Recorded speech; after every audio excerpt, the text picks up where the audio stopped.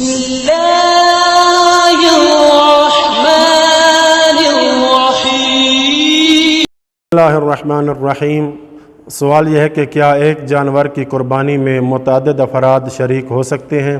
تو جواب میں آیت اللہ سیستانی فرماتے ہیں ایک شخص اپنی اور اپنے گھر والوں کی طرف سے ایک جانور کی قربانی کر سکتا ہے، اور ایک قربانی میں متعدد افراد کا شریک ہونا بھی جائز ہے، خاص طور پر جب قربانی کے جانور کی قیمت بہت زیادہ بڑھ جائے اور جانور کا ملنا مشکل ہو جائے۔